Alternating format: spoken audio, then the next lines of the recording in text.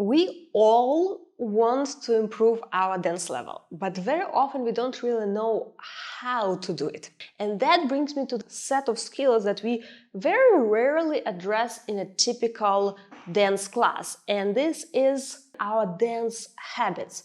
That's the set of skills that help you to identify how do you practice, help you to figure out what do you focus on first of all, how often or how much do you practice, how do you improve your own mistakes. And this is what this intensive is about. So this is our dance habits intensive that will help you not only identify what you need to do, but actually help you to put it into action. In this program, you will find practical dance classes, you will find lectures, you will find quizzes, you will find interesting assignments, you will find meditations, everything to help you discover what blocks you, what blocks your progress right now, and which exact actions you need to take in order to unlock it and give your dance level a major boost and major growth. So good luck with this journey, and I'm looking forward to seeing your dance successes.